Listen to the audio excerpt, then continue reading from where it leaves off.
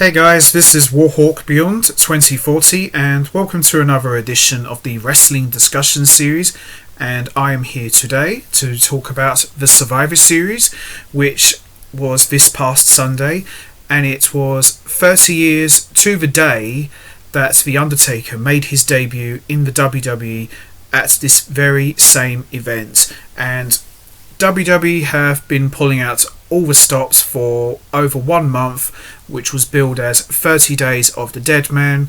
We have been seeing various documentaries such as the Brothers of Destruction, Paul Bearer documentary, superstars talking about the first time they met Mark Calloway, Undertaker's rivalry with Randy Orton.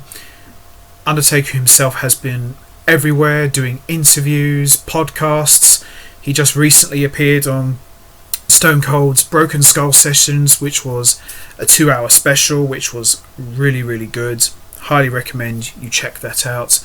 And we got the Survivor Series itself. Now, myself and a number of other guys I've been talking to, including the Holiday Christopher Mace, who you may remember has done some YouTube videos with me in the past, and I've done a few with him. We've all been talking about how exactly is this all going to go down, and everybody I've spoken to, including him, we've all thought that The Fiend was going to come out and attack The Undertaker, and this was going to set up for a match at WrestleMania 37, and that's going to be officially billed as the retirement match of The Undertaker. That didn't happen. The Fiend didn't come out. I was expecting it. I thought, this is WWE. There's going to be some little twist. There's going to be some swerve. Somebody's going to come out and interrupt him. I just know it. It didn't happen. It didn't happen. What did happen was we had a number of fellow legends in the ring, all guys connected to The Undertaker's long career. Ric Flair was there, Shawn Michaels was there, Triple H, The Big Show, Kane was there in his full mask and attire, and we saw all the BSK guys like The Godfather, Savio Vega, who we haven't seen for, 22 years? Damn, it's a long time.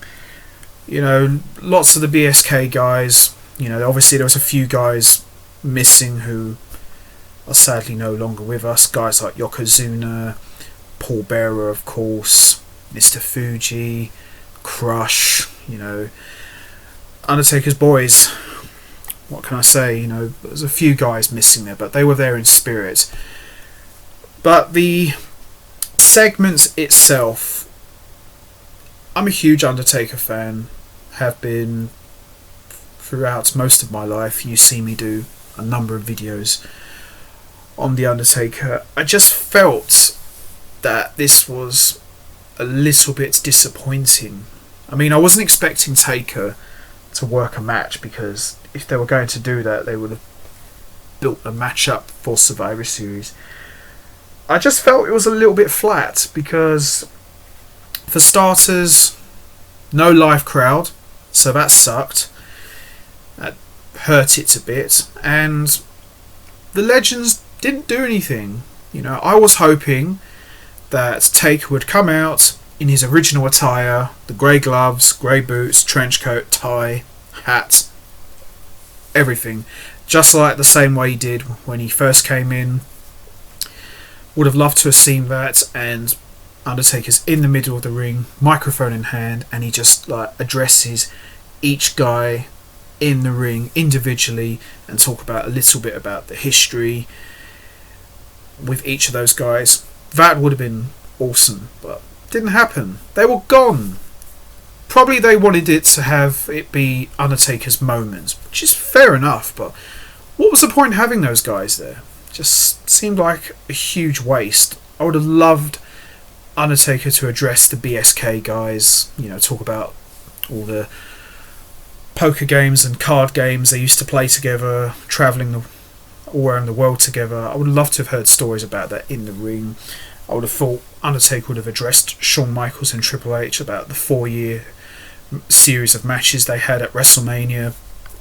Just something like that. And no interaction with Vince McMahon, which I was really surprised about, because we've seen throughout the Last Ride documentary, Undertaker and Vince McMahon are very, very tight and very, very close. And Undertaker's probably his most loyal wrestler to ever work for him.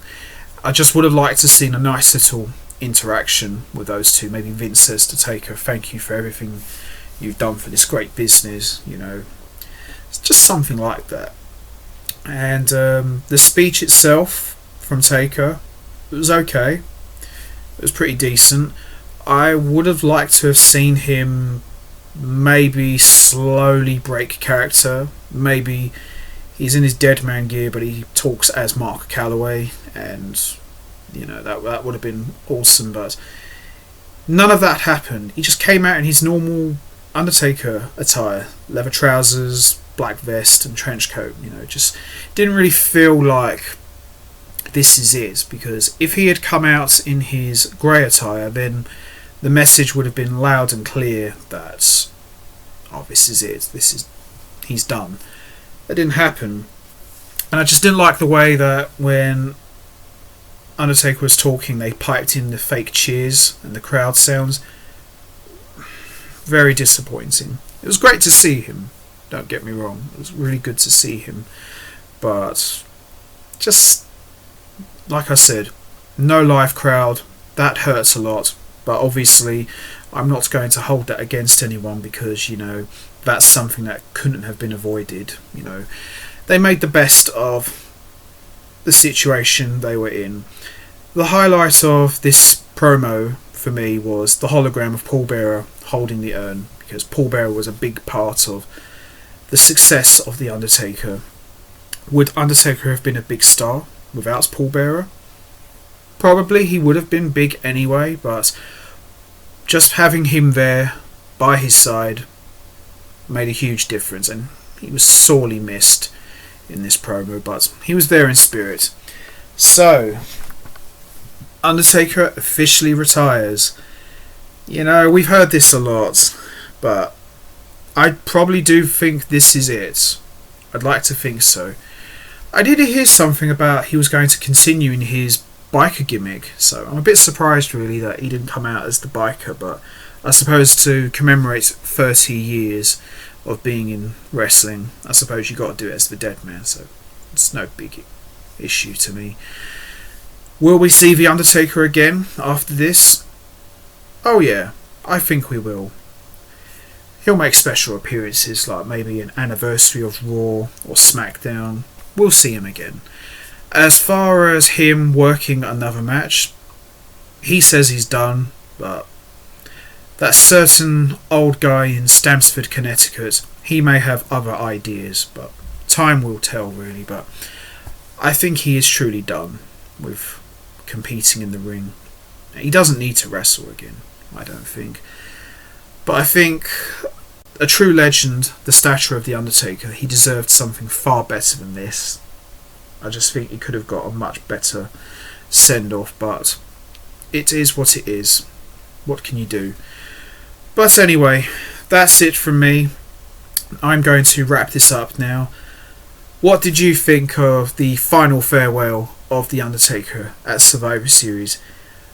Do you think it was okay? Do you think it could have been better? Do you think maybe he could have interacted and addressed all of the legends in the ring?